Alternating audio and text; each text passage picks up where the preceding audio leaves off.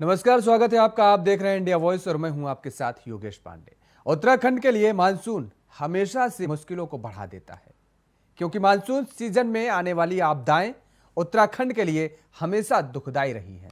Monsoon season में राज्य को जान और माल दोनों का नुकसान उठाना पड़ता है, और इस बार भी मानसून सीजन के सक्रिय होने से पहले ही उसके दुखदाई परिणाम सामने आने लगे हैं। उत्तराखंड में मानसून की दस्तक हो चुकी है, लेकिन सक्रिय मानसून आने से पहले जिस प्रकार से मानसून सीजन के इस बारिश ने लोगों की मुश्किलें बढ़ा दी हैं, मानसून सीजन में उत्तराखंड का क्या पहाड़ी क्षेत्र और क्या मैदानी क्षेत्र, दोनों जगहों पर आपदा के चलते जनजीवन अस्त व्यस्त नजर आ रहा है। आपदाओं को लेकर जहां सरकार अलर्ट मोड पर नजर आ रही है, लेकिन विपक्ष के आरोप भी कम होने का नाम नहीं ले रहे। इस बीच विपक्ष के क्या कुछ आरोप हैं और इसके साथ ही सत्ता पक्ष की तरफ से क्या कुछ कहा गया है, पहले वो प्रतिक्रिया सुनिए। जिस तरीके से मौसम विभाग ने रेड अलर्ट जारी किया है और पिछले कई दिनों से आप देख रहे हैं कि जो बारिश ने कहर ढाया हुआ है, रामनगर की घटना सबके समक्ष है। भी आपने देखा किस तरीके से नैनीताल और हल्द्वानी में जो है पानी जमा हुआ है, भराव इतना है और लोगों का आना जाना दुर्लभ हो चुका है। चाहे मैं केदारनाथ धाम की बात करूं, बद्रीनाथ धाम की बात करूं, यमुनोत्री जी या गंगोत्री जी की बात करूं, वहां पे जिस तरीके से बारिश ने कहर ढाया हुआ है, जिससे जो श्रद्धालु हैं वो भी परेशान हो रहे हैं। और एक अलग तरीके का जो खतरा है वो मौसम विभाग के द्वारा जो है सरकार को चेताया गया है। पर सड़क पे कहीं भी ना शासन, ना प्रशासन, ना सरकार आपदा प्रबंधन के लिए किसी भी तरीके का कदम उठाती नजर नहीं आ रही है। प्राकृतिक स्वरूप है, लेकिन उसकी पूर्व जानकारी मिलते ही तत्काल जो है अलर्ट जारी किए जा रहे हैं। जिस प्रकार से आज हम बात कर रहे हैं तो इसका अलर्ट पहले से जारी किया जा चुका है। इससे पहले भी इस प्रकार की स्थितियां रही हैं। दूसरी ओर आपदा आते ही उस पर जो रिस्पांस टाइम है उसको भी कम किया गया है और विभिन्न जो एजेंसियां हैं उनको हर वक्त चौकन्ना रखा गया है, जिससे कोई भी आपदा आए तत्काल उस पर बचाव की कार्रवाई की जाए। इसमें हमें केंद्र का सहयोग भी मिल रहा है और सरकार की सभी एजेंसियां, चाहे वो पुलिस की हो, SDRF हो, केंद्र की NDRF हो, स्वास्थ्य विभाग हो, ये सभी के सभी एजेंसियां जो हैं पूरी तरह से अलर्ट पर हैं। तो सुना आपने कि किस तरीके से सत्ता पक्ष का क्या कुछ कहना रहा है। सत्ता पक्ष की तरफ से कहा जा रहा है कि दरअसल सारे प्रयास किए जा रहे हैं आपदा प्रबंधन के तरफ से, जो भी जहां भी आपदा प्रबंधन को जानकारी मिलती है वहां पर टीमें भेजी जा रही हैं। लेकिन वही विपक्ष की तरफ से यह आरोप लगाया जा रहा है दरअसल आपदा प्रबंधन भी इस बीच कोई काम करता नहीं नजर आ रहा है।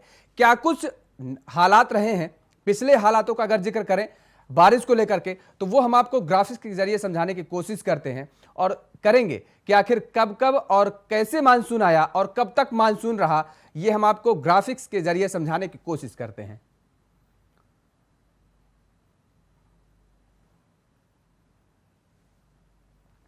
तो प्रदेश में मानसून की स्थिति क्या रही है। साल 2020 में 24 जून को मानसून की एंट्री हुई और 20 अक्टूबर तक रहा। साल 2021 में 13 जून को मानसून ने दस्तक दी और 8 अक्टूबर तक मानसून रहा। वहीं साल 2018 के मानसून सीजन में 63 लोगों की जान भी गई है। इसके साथ ही साल 2019 में मौत का यह आंकड़ा 99 पहुंच गया, जबकि साल 2020 का अगर जिक्र करें तो मानसून सीजन में 77 लोगों ने अपनी जान गंवाई है। और इसके साथ ही 2021 के मानसून सीजन में मरने वालों का आंकड़ा 36 रहा है। तो मानसून सीजन में जनहानि का यह आंकड़ा, हालांकि प्री मानसून और पोस्ट मानसून में भी 100 से ज्यादा लोगों की जान गई है और पिछले 4 सालों में मानसून सीजन में लगभग 1000 करोड़ रुपए से ज्यादा का नुकसान भी हुआ है। तो साल 2018 में 28 जून को मानसून ने दस्तक दी और 1 अक्टूबर तक रहा है। और इसी मुद्दे पर आज चर्चा करेंगे कि मानसून को लेकर के सरकार की क्या कुछ तैयारियां हैं, क्योंकि विपक्ष की तरफ से लगातार आरोप लगाए जा रहे हैं कि कोई तैयारियां नहीं की गई हैं। हमारे साथ कुछ मेहमान मौजूद हैं, आपका परिचय करा देते हैं। नवीन ठाकुर जी हैं, भारतीय जनता पार्टी के प्रदेश प्रवक्ता हैं। आपका बहुत बहुत स्वागत है नवीन ठाकुर जी। लखपत बुटोला जी हमारे साथ जुड़े हुए हैं, कांग्रेस के प्रदेश प्रवक्ता है। लखपत बुटोला जी, आपका भी बहुत बहुत स्वागत है। और रविंद्र सिंह आनंद जी, प्रदेश प्रवक्ता आम आदमी पार्टी की तरफ से जुड़े हुए। रविंद्र जी, आपका भी बहुत बहुत स्वागत है। सबसे पहला रुख करेंगे नवीन ठाकुर जी आपका। क्या कुछ सरकार की तरफ से व्यवस्थाएं की गई हैं, किस तरीके से अधिकारियों को निर्देशित किया गया है कि कहीं भी ऐसी स्थिति न पैदा हो कि लोगों का जनजीवन बेहाल हो जाए? देखिए योगेश जी, सरकार ने पूर्व में ही तैयारियां कर ली थी। 1 महीने पूर्व मुख्य सचिव जी ने सभी अधिकारियों की बैठक ली थी। मुख्यमंत्री जी स्वयं उसके बाद जो है दोनों अधिकारियों के साथ जो है मॉनिटरिंग की और उसका फीडबैक लिया। चाहे कुमाऊं हो चाहे गढ़वाल हो, दोनों मंडलों के अधिकारियों के साथ मुख्यमंत्री जी ने समीक्षा बैठक की थी सचिवालय में, और मुख्य सचिव भी उसमें रहे थे। इसलिए बैठक का ब्यौरा मुख्य सचिव ने दिया था। एनडीआरएफ की टीमें हमने तैयार रखी गई है और इस बार अतिरिक्त हेलीकॉप्टरों की भी व्यवस्था की गई है। पिछली बार आपने देखा था कि एक घटना में हमें एयरफोर्स की मदद लेनी पड़ी और एयरफोर्स के हेलीकॉप्टर जो है हमने मंगाए आपदा में। तो इस बार अतिरिक्त हेलीकॉप्टर भी हमने आपदा के लिए जो है सरकार ने तैयार रखे हैं, ताकि अगर कोई बड़ी दुर्घटना हो तो जान माल का जो है कम से कम हानि ना हो और तुरंत राहत पहुंचाई जा सके। और सरकार पूरी तरह से तैयार है। हमारी एनडीआरएफ की टीम है दोनों मुख्यालयों पर, और जो अलग अलग जो उनकी केंद्र है वहां पर भी जो है तैनाती है। रिजर्व एनडीआरएफ की टीमें भी इस बार है। पिछली बार सेना की भी मदद लेनी पड़ी और बड़ी कोई दुर्घटना ना हो, इसके लिए जो है रिजर्व एनडीआरएफ की टीमें रखी। ठीक है, लखपत बुटोला जी, देखिए कितनी टीमों को नवीन जी ने गिना दिया और ये कहा जा रहा है कि बैठक भी हुई, मुख्यमंत्री लगातार निर्देशित कर रखे हैं अधिकारियों को किसी भी तरीके की कोई लापरवाही बर्दाश्त नहीं की जाएगी। अगर अधिकारी लापरवाही करेंगे तो उन पर भी सख्त कार्रवाई की जाएगी। और आपकी तरफ से, यानी आपकी पार्टी की तरफ से लगातार ये आरोप लगाए जा रहे हैं इस बीच कि दरअसल सरकार कुछ कर ही नहीं रही है। जी पांडे जी, ये आरोप मेरा नहीं है, ये आपके चैनलों के आंकड़े हैं और आप खुद बता सकते हैं। आपने डिबेट रखी तो इसीलिए रखी है जब आपके पास आंकड़े आए। मैं पूछना चाह रहा हूँ नवीन जी से, इस समय चार धाम यात्रा के अंतर्गत सबसे ज्यादा मौतें हुई, बहुत दुखद पूर्ण है। क्या ये कांग्रेस ने कहा था कि आप इसकी व्यवस्था न कीजिए? मैं छोटा सा उदाहरण देता हूँ। मैं चमोली का रहने वाला हूँ। 10 दिन पहले मैं क्षेत्र से देहरादून आ रहा था तो सिरोबगढ़ एक जगह रुद्रप्रयाग से थोड़ा नीचे श्रीनगर से आगे है और लगभग 15 मीटर का पैच था, उसको 7 दिन से नहीं खोला गया। और आपको जान के ताजुब होगा कि जो एक वैकल्पिक रास्ता दिया गया था उसमें पत्थर गिरने से 3 लोगों की और एक दिन 2 लोगों की, एक दिन एक व्यक्ति की बहुत दुखद पूर्ण मौत हो गई। मैं एक चीज और, क्योंकि आपने जो कहा कि लापरवाही का हम आरोप लगा रहे, इन्होंने कहा सचिवालय में मीटिंगें कर रहे और एसडीआरएफ, एनडीआरएफ, स्टेट पुलिस और बहुत सारे विभाग इन्होंने लगाए हुए हैं। मैं एक बात कह सकता हूं कि ये परिस्थितियां क्यों बनी, क्योंकि धामी जी को जब आपने देखा मुख्यमंत्री के बनने बाद लगभग 1.5-2 महीना वो लगातार अपने चुनाव में व्यस्त थे। पूरे प्रदेश की मशीनरी उन्होंने चुनाव में लगवा दी। वहाँ चुनाव जीतने को उन्होंने नाक का सवाल बना दिया और प्रदेश को पूरी तरह से गर्त में डालने का काम कर दिया। उसके बाद वो अपना ढिंडोरा पीटने लगे कि 100 दिन के विकल्प रहित संकल्प की बात कह रहे हैं और कम से कम 100 करोड़ रुपया उसी विकल्प रहित संकल्प के प्रचार में खर्चा कर दे। और गांव-गांव, गली-गली और एनएचओ पे जाएंगे तो इनके पोस्टर बैनरों से सटे पड़े, तो किससे क्या आपदा का प्रावधान हो पाएगा? मान्यवर, क्या इसे आपदा रुक पाएगी? आप कहते हैं ये एसडीआरएफ का गठन किसने किया, एनडीआरएफ का गठन किसने किया, मौसम विभाग का गठन किसने किया? जो आप कहते हैं कांग्रेस ने किया, हमने ये बटालियन किसने दी? यहाँ पे मुख्यालय किसने बनाया एसडीआरएफ का? ये सोचने वाली बात है। ये कांग्रेस की बनाई हुई संस्थाएं हैं और कांग्रेस ने इसको बनाया जिसका ये उपयोग करे, लेकिन उसका अच्छी तरह उपयोग करे। मैं कहता हूँ कि स्टेट के हित में और प्रदेश में देश के लोग आ रहे हैं यहाँ पर, उनके हित में आप उन जो हमने यहाँ पे एनडीआरएफ से एसडीआरएफ का जो कोऑर्डिनेशन करने के अलावा स्टेट पुलिसों से लेकर इन चीजों का जो कांग्रेस ने स्थानमाना बनाया था उसका आप सही उपयोग कीजिए कि ताकि इस तरह की दुखद घटनाएं न हो, इस तरह की विषम परिस्थिति न हो। देहरादून के अंदर आप राजधानी की बात करें, स्मार्ट सिटी, देश के अंदर बड़ा ढिंडोरा पीटा जा रहा, बड़ा प्रचार किया जाता। आप देहरादून के अंदर आओगे तो स्मार्ट सिटी सर्वेक्षण वर्ष 2022 पोस्टर बैनरों से सटा पड़ा है, लेकिन सड़कों की स्थिति देखोगे तो गाड़ियां कहाँ किस गड्ढे में घुस जाए, कौन सी मोटरसाइकिल कहाँ गिर जाए, उसका कोई अता पता नहीं। बीजेपी का मुख्यालय घंटाघर से मात्र 4 किलोमीटर की दूरी पे है, लेकिन वहां से घंटाघर की जो स्थिति है, उन सड़कों की स्थिति है, वो नवीन जी से छुपी हुई थोड़ी है। आप मुख्यमंत्री आवास की तरफ जाते हैं, आप इसी रोड से जाते हैं, आप सुभाष रोड से जाते हैं, आप आराघर रोड से जाते हैं, रिश्तमा पुल की स्थिति देखिए, जोगीवाला की स्थिति देखिए, 6 नंबर पुलिया की स्थिति देखिए। और 6 नंबर पुलिया पे तो नवीन जी मैं आपको बताना चाहता हूँ, जहाँ पे आप 1000 करोड़ का ऑफिस बना रहे हैं, वहाँ पे पिछले 20 दिन से सड़क बंद है। लोगों को चलिए ठीक है, पूरे उत्तराखंड में यानी हाल बेहाल है और जलभराव की स्थिति बनी हुई है, आपका ये आरोप है। राजधानी स्मार्ट सिटी की स्थिति है, तो प्रदेश की क्या स्थिति होगी नवीन जी, आप सोच सकते हैं, समझ सकते हैं। और मैं समझता हूँ कि हमें उम्मीद है कि आप अपनी सरकार को जगाएंगे और बताएंगे उनको कि जो स्थिति है उसमें सुधार कीजिएगा। बिल्कुल, नवीन जी इन बातों को ले जाकर के सरकार के कानों तक पहुंचाने का काम करेंगे, इसलिए नवीन जी को बुलाया गया है। आएंगे नवीन जी, आपके पास सवाल का जवाब लेंगे, लेकिन रविंद्र सिंह जी आपका रुख करेंगे। क्या जिस तरीके से हालात एक बार फिर से बनते नजर आ रहे हैं, क्योंकि जब जब भी भारी बारिश हुई है उत्तराखंड में भारी नुकसान भी हुआ है उत्तराखंड का, और क्या एक बार फिर से उत्तराखंड इसके लिए तैयार रहे भारी आपदा के लिए? पांडे जी, मेरी आवाज क्लियर आ रही है आपको? आ रही है, आप बोलिए। जी पांडे जी, देखिए ऐसा है, यहाँ पर हमारा कहना थोड़ा सा डिफर है, अलग है। देखिए अभी आपने देखा होगा, कल ही एक मुद्दा सामने आया है, बड़ा मुद्दा, जिसमें सरकार के जो मंत्री हैं, धन सिंह रावत जी स्वास्थ्य मंत्री हैं, उन्होंने गणेश गोदियाल जी पर एक आरोप लगाया है कि उन्होंने 2012 से 17 के बीच, जब वो चार धाम मंदिर समिति के अध्यक्ष रहे, उन्होंने घोटाला किया, और उसका पलटवार करते हुए कल गणेश गोदियाल जी ने एक प्रेस कॉन्फ्रेंस करी और भ्रष्टाचार के आरोप लगाए धन सिंह रावत जी पर। तो देखिए हमारा ये कहना है, सरकार का स्वास्थ्य मंत्री, जिसको कि ये देखना है कि इस समय जो ये माहौल बना हुआ है, बरसात के बीच में इतनी आपदाएं आ रही हैं, पानी जगह जगह भर रहा है, स्वास्थ्य सेवाएं सुधारनी है, वो स्वास्थ्य सेवाओं को छोड़ करके लगे हुए हैं घोटाले करने में, एक दूसरे पर आरोप प्रत्यारोप लगाने में। वहीं अगर हम बात करें चार धाम यात्रा की, आज से कुछ समय पहले, तो जिस प्रकार से चार धाम यात्रा में जो बद इंतजामी का पूरा नजारा सामने आया, और जिस प्रकार से इनके पर्यटन मंत्री श्री सतपाल जी महाराज, जो कि चार धाम यात्रा के दौरान दुबई घूमने चले गए, इनके फॉरेस्ट मिनिस्टर वन मंत्री सुबोध उनियाल जी उस दौरान जुहू मुंबई में सैर सपाटे को चले गए। तो देखिए इससे ये पता लगता है कि सरकार कितनी संजीदा है।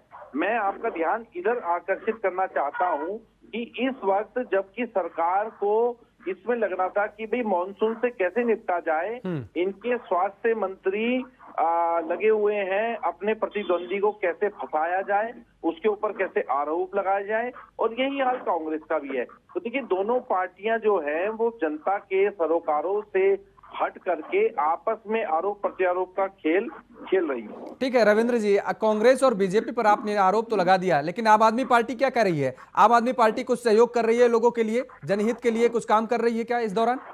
देखिए हम जमीन पर जनता के मुद्दे उठाने में सबसे आगे हैं।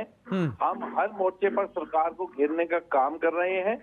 हमने इससे पहले भी जब सरकार जब बनी थी भारतीय जनता पार्टी की, तो सरकार ने कहा कि जी हमें कुछ समय चाहिए काम करने के लिए।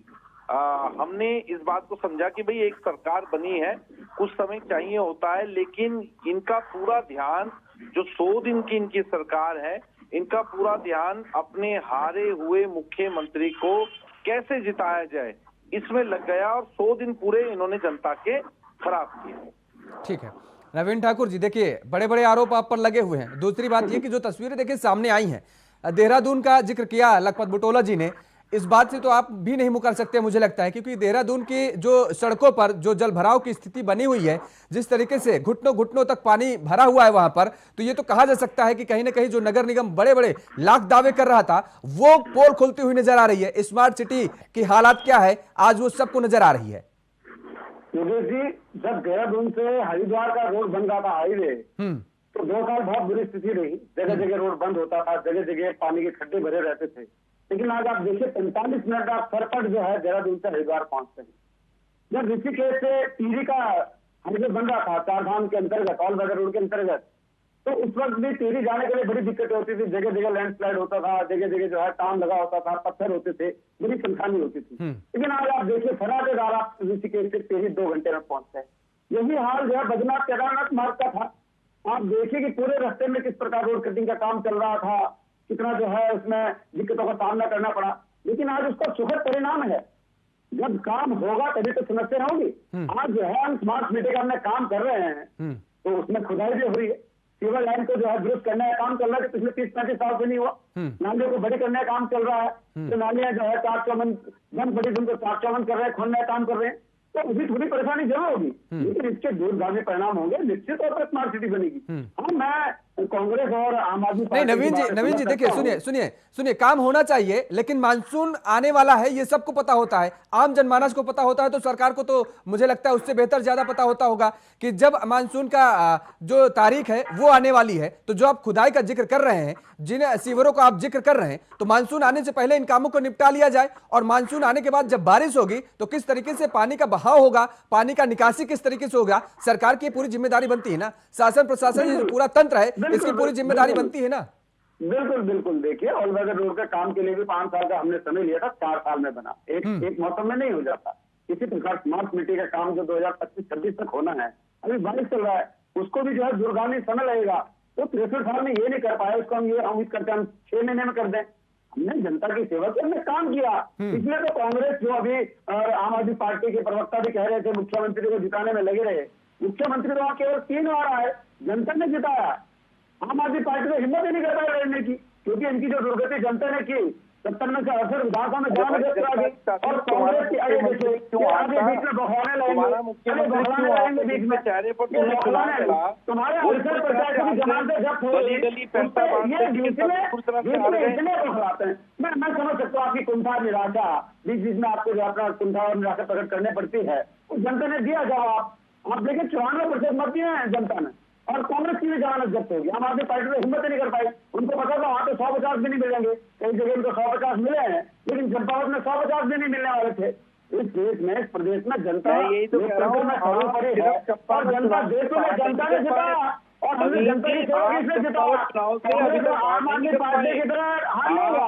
आम आदमी पार्टी का सबसे ज्यादा बुरा हाल हुआ, और सबसे ज्यादा निराशा और कुंठा आम आदमी पार्टी है। आम आदमी पार्टी की हिम्मत नहीं, चंपावत उत्तराखंड में है, चंपावत उत्तराखंड में है, चंपावत उत्तराखंड में है। रविंद्र जी थोड़ा सा अपना इतिहास भूगोल ठीक कर लो, भूगोल ठीक कर लो अपना, थोड़ा सा भूगोल ठीक करो। चंपावत नहीं है, जब आप चंपावत का जिक्र करो तो कुछ नहीं, और जब आप अपने ठीक है रविंद्र जी, एक सेकंड सुन लीजिए नवीन जी को, उसके बाद आते हैं आपके पास। इनके अंदर सुनने का वादा होता तो जनता ये हाल करती, बखलाहट है, निराशा है। देखिए पांडे जी, ये चंपावत से बाहर निकलना नहीं चाहते, कितना पांडे बोलेंगे, जी जनता को जवाब दे चुकी निकलना है। नहीं चाहते, पांडे जी, जनता ने इनको जवाब दे दिया। नहीं निकलना चाहते। चलिए ठीक है, जनता ने जवाब दिया इस बार, और जनता आगे भी जवाब देती रहेगी। अभी कोई दरअसल ये पहला और आखिरी नहीं था, इसके बाद भी अभी चुनाव होंगे, बहुत सारे चुनाव आएंगे, बाकी ये चुनाव, और जनता को कौन पार्टी पसंद है, वो समझदार है, वो समझे कि किसने उसके लिए काम किया और कौन काम कर रहा है। लखपत बुटोला जी, ठीक है आएंगे नवीन जी। लखपत बुटोला जी, आपका रुख करेंगे। देखिए, आप भी आरोप लगा रहे हैं, भारतीय जनता पार्टी की सरकार पर तमाम सारे आरोप लगा रहे हैं, लेकिन रविंद्र जी ने, जो कि आम आदमी पार्टी का पक्ष रख रहे हैं, उन्होंने आप पर भी एक बड़ा आरोप लगा दिया है। दरअसल आप भी जनता के लिए कुछ नहीं करते नजर आ रहे हैं इस दौरान, ये केवल आरोप और प्रत्यारोप में ये समय काटते नजर आ रहे हैं आप भी। मैं तो कई बार चैनलों को कहता हूं कि आप ये दिल्ली वाली पार्टी को बेकार बुलाते चैनलों पे, क्योंकि मैंने कहा था कि रिजल्ट के बाद ही पता चल जाएगा कि नहीं बुलाना चाहे नहीं बुलाना चाहे। राहुल गांधी की पार्टी भी दिल्ली से है, गलतफहमी के शिकार मत रहिए। आपकी पार्टी क्षेत्रीय नहीं है, आप भी दिल्ली वाले हैं। सुन लीजिए, आप भी दिल्ली वाले हैं बुटोला जी, आपका दिल्ली से चलता है। सुन लीजिए रविंद्र जी, सभी पार्टियों के जो हेड मुख्यालय हैं वो सभी दिल्ली में है। बुटोला जी, मैं इसलिए कह रहा हूँ, पता नहीं ना बेचारों को, मैं इसलिए कह रहा हूँ, सुन लीजिए, नॉलेज बढ़ाने के लिए धन्यवाद, आपने जो हमें समझाया। लेकिन ये जरूर मैं कह सकता हूँ, मैंने आपको कहा था चुनाव के बाद ही पता चल जाएगा, इस पार्टी को 1% वोट नहीं पड़ेगी, इससे ज्यादा यहाँ की स्थानीय पार्टियों को वोट पड़ेगा। तो डिबेट में यदि आप तीसरे ध्रुव को बुलाते तो ज्यादा ठीक रहता है। मैं एक बात कह सकता हूँ, इस बात को, ये आपका विशेष अधिकार, लेकिन मैं ये कह सकता हूँ कि नवीन जी ने जिन बातों को लेके कहा, नवीन जी आपने अच्छा कहा कि समय लगता है विकास डेवलपमेंट में, लेकिन विकास का मतलब ये थोड़ी कि आप पूरा शहरी खोद दें और कहें हम विकास करें।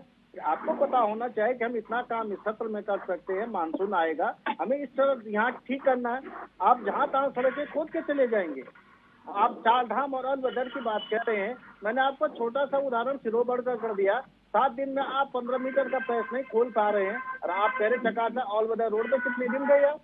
आपको पता है, मैंने आपसे पहला ही सवाल ये पूछा था कि दुखदपूर्ण घटना है कि देश के इतिहास में 4 धाम यात्रा में सबसे ज्यादा यात्री हताहत समय हुए, और ये आंकड़े कह रहे हैं यदि केदारनाथ आपदा को छोड़ दें और इस तरह की कोई दुखदपूर्ण आपदा को छोड़ दें, तो यदि सुचारू यात्रा में सबसे ज्यादा हताहत हुई है तो दुखदपूर्ण घटना है कि हमारे लिए, हमारी सरकार के लिए, कि एक तरफ हम कहते हैं कि आप कहते थे कि 13 डिस्ट्रिक्ट 13 डेस्टिनेशन भी पता नहीं कहाँ चले गए, वो छोड़ दीजिएगा। लेकिन मैं जरूर कह सकता हूँ कि जो बात आप कह रहे, अगर आप अच्छी यात्रा दिलाते, अच्छा आपको जनादेश दिया, हम स्वागत करते हैं। हम निश्चित रूप से जनता ने भरोसा दिया, हम स्वागत करते हैं, लेकिन इसका जनादेश का मतलब ये नहीं कि हम सवाल न पूछे आपसे। हम ये न पूछे कि क्यों चार धाम यात्रा में सबसे ज्यादा लोगों ने अपनी जान गंवाई, क्यों सुविधाएं उनको नहीं मिली है, क्यों जब यहाँ पर देहरादून के अंदर SDRF और NDRF का मुख्यालय होने के बावजूद उनको सुचारू रूप से उनकी सेवाएं क्यों नहीं ली जा रही, क्यों आप डॉक्टरों की तैनाती नहीं की है, क्यों यात्रा सुगम नहीं बनाए जा रहे, क्यों जहां तहां सड़कों में पैच टूट रहे थे,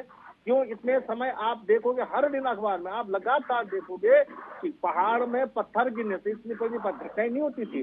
कई परिवार, कई बच्चे सहित, कई दोनों भाई, कई शादीशुदा दुल्हन, पत्थर गिरने से, बोल्डर गिरने से गाड़ी के अंदर दब गई। ये दुखदपूर्ण घटना है। मेरे चमोली के अंदर बहुत सारी घटनाएं होगी इस समय, कल भी हुई, परसों भी, लगातार 4-5 दिन से ये घटनाएं सुनने में आ रही। मैं ये जरूर कह सकता हूँ कि सरकार ये मुस्तैद रहती, सरकार को पता होता है तो एडवांस है हम, और हमारे पास बहुत सारी सुविधाएं हम जान सकते हैं मानसून कब से आएगा, कितनी तेजी से।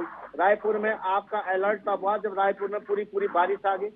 1 घंटे की बारिश में पिछली बार 2 दिन पहले रायपुर में क्या स्थिति हो गई थी, आपसे चूंकि आप तो उसी क्षेत्र में, मैं आपसे ये कह सकता हूँ कि सरकार को निश्चित रूप से अपनी जिम्मेदारियां समझनी पड़ेगी। केवल ये कमीशन खोरी और केवल ये आप खनन में और के जो सरकार लूट खसोट मचा रखी है उससे दूर आए। जरा कोई बात नहीं, आप कुछ समय काम कीजिए, और देश की जनता चाहती है कि आप विकास करें। यहाँ को लोगों के लिए जो आप सुविधाएं आप लोगों से उम्मीद की, सुविधाएं तो दें लोगों को, उस चीजों पे काम तो करें। जहाँ तक मैं एक बात कह सकता हूँ नवीन जी, और आपके मैंने मुख्यालय की 2 मुख्यालय की बात कही है, और उन मुख्यालय के आसपास यदि आप ठीक कर ले तो ज्यादा अच्छा होता। मैं एक बात कह सकता हूं कि सरकार की, इसलिए हम कह रहे सरकार की जिम्मेदारी, दामिद जी कई बार एडो में आप बताए 100 करोड़ रुपया खर्चा कर दिया आपने इस समय की विकल्प रहित संकल्प की बात, स्लोगन आप तो पता नहीं कहां से ढूंढ के लाते, लेकिन विकल्प रहित संकल्प की बात कही। उत्तराखंड 2025 में सबसे हमने नंबर 1 स्टेट बनाना है, तो आप ये बताओ कि क्या 2 साल में आप नंबर 1 स्टेट बने, कौन से आपने इनिशिएटिव उठाए, ये तो आप बताएंगे। क्या इसी प्रोसेस चलता रहेगा, केवल पोस्ट ऑफ बैनर जैसे 15 लाख चला था, 2.5 करोड़ रोजगार चले थे, यही विकल्प रहित संकल्प का भी केवल नारा चलेगा कि कुछ उसको धरातल पे उतारोगे? बहुत 73,000 करोड़ के कर्जे में प्रदेश डूब गया। और आप, मैं इसलिए कहता हूँ कि भाजपा वाले स्लोगन ऐसे देते हैं पांडे जी, कभी कभी सोचते हैं कि इतनी हिम्मत होती कहाँ से, और फिर एक ऐसा नया जुमला दूसरी बार ला देते हैं कि जनता भी भरोसा कर लेती है। तो मैं ये कह सकता हूँ लोकतंत्र में तो निश्चित रूप से जनता का जनादेश माने, लेकिन ये मैं जरूर कह सकता हूँ कि आपकी हिम्मत की दाद देनी पड़ेगी ठाकुर साहब। और ये मैं कह सकता हूँ कि जिस तरह से इस समय काम किया जा रहा है निश्चित रूप से दुखद है, और मैं सरकार से उम्मीद करता हूँ, आपसे उम्मीद करता हूँ कि इसको बहुत संजीदगी के चलिए। मानसून शुरू हो रहा है, पहाड़ में बहुत विकट परिस्थितियां हैं, आपको देखो लिंक रोडों की स्थितियां बहुत खराब है। मेरे गाँव बिल्कुल जागने की जरूरत है, सरकार को भी जागने की जरूरत है, और विपक्ष की भी जितनी जिम्मेदारी है वो भी करने की जरूरत है विपक्ष के नेताओं को भी। एक देहरादून से ऋषिकेश का उदाहरण दिया, पानी में देहरादून से ऋषिकेश का हाईवे का ये बार उदाहरण देते हैं, लेकिन ये बताना भूल जाते हैं कि जैसे हम डोईवाला से पहले लच्छीवाला में जाते हैं तो 150 का सीधा कूपन करता है, आप गाड़ी हिला नहीं सकते, 30 सेकंड में यदि किसी ने वापस आना हो तो फिर 150 का कूपन करता है। ये भी तो आपको बताना चाहिए कि कितना महंगा कर दिया आपने देहरादून। किसी बेचारे को अपनी कार ले जानी होगी, उसको उतना किराया नहीं होता था, 50 रुपए हरिद्वार का किराया होता था, लेकिन उसको 150 का तो वहाँ पे चार्ज काटना। सवाल का जवाब ले लेते हैं, रविंद्र जी आपके पास आएंगे, छोटा सा जवाब। नवीन जी देखिए योगेश जी, पहले तो लगभग भाई मुझे लगता है कि गए नहीं सालों से इस रोड पर जो ये कूपन 150 का बता रहे हैं, कूपन 90 रुपए का है, और आप 24 घंटे के अंदर वापिस आएंगे तो 45 रुपए लगते हैं। लेकिन आप दिल्ली नहीं जाते लखपत भाई, अभी मंगा लीजिए किसी को, मैं राजनीति में संन्यास ले लूँ, अगर आप किसी गाड़ी का 150 रुपए करता होगा, छोटी गाड़ी का फॉर्म मेरे कम जाते हैं, 90 रुपए करता, 95 रुपए करता है, और 45 रुपए वापसी में मंगा लीजिए। अभी अपनी ले दीजिए गाड़ी, मैं तो रोज हरिद्वार जाता हूँ क्योंकि मेरा पतंजलि का व्यवसाय है। और जो आपके समय में जिम्मेदार से हरिद्वार जाने में एक मिनट सुन लीजिए 3-3 घंटे लगते थे ना, तो 600 रुपए का तेल अच्छा लगता था, 3 चक्कर में सर्विस करानी पड़ती थी, लेकिन आज 100 रुपए देके आदमी 45 रुपए में जाता है। क्योंकि टाइम इज मनी। जनता समझती है, हमने जनता के खाने की कीमत समझी है। ये कांग्रेस का शासनकाल नहीं है। एक खतरे का टिकट लाने के लिए 20 साल लगे थे आपको। हमने तो कोरोना का टिकट बनाया और विदेशों को निर्यात किया। ये वो भाजपा है। आप सही कह रहे हैं कि जुमले आपने जब और नगर रोड का हमने जो है प्रधानमंत्री जी ने ट्रेड ग्राउंड में उद्घाटन किया था, आपने कहा इतना बड़ा जुमला छोड़ दिया, इतने 1000 करोड़ का रोड कहाँ बन पाएगा। जब हमने जो है ट्रेन को कहा था ऋषिकेश से कंट्राक्ट जाएगी, तो हमने कहा पहाड़ में ट्रेन चलेगी। कितनी मिसाल कांग्रेस के लोगों ने उड़ाई थी। लेकिन आप देखिए, आपके मुद्दे से आते हैं और जिस नारायण देव की बात कर रहे हैं ना, मैं अभी 5 तारीख को मेरी वहां पर जो है प्रशिक्षण सत्र था, मैं भी गया था। मदन कौशिक जी गए थे, प्रदेश अध्यक्ष जी। हाँ, बीच में 2-3 बार लगातार बंद हो रहा है, लेकिन 4-4 मशीनें खड़ी है उधर, 2 उधर 2 इधर, और 1 से 2 घंटे के अंदर रोड खुल रहा है। लगातार खुले, प्रदेश अध्यक्ष और हम भी खड़े रहे। बरसात का मौसम है, पहाड़ में इस प्रकार की दुश्वारियां होती ही होती है, लेकिन उन दुश्वारियों से निपटने के लिए हम सतत प्रयास में हैं, सतत हम काम कर रहे हैं और करते रहेंगे। बिल्कुल, काम करना भी चाहिए। सरकार को इसीलिए जनता चुन करके सत्ता पर बिठाती है और अपने सराखों पर जब बैठाती है, वो तो ये अपेक्षा रखती है कि दरअसल उनके पास जो भी समस्याएं आएंगी वो सरकार उन समस्याओं को दूर करने का काम जरूर करेंगे। फिलहाल इस चर्चा में आप तीनों मेहमानों का हमारे साथ जुड़ने के लिए बहुत बहुत शुक्रिया। तो लगातार जिस तरीके से उत्तराखंड में बारिश की आफत एक बार फिर से देखने को मिल रही है, और ऐसे में सरकार लाख दावे ये कर रही है कि दरअसल प्रशासनिक अमला पूरी तरीके से मुस्तैद नजर आ रहा है, लेकिन जो जमीनी हकीकत है वो कहीं उससे इतर नजर आ रही है। इस चर्चा में फिलहाल मेरे साथ इतना ही। देश और दुनिया की तमाम खबरों के लिए आप बने रहिए इंडिया वॉइस के साथ। नमस्कार।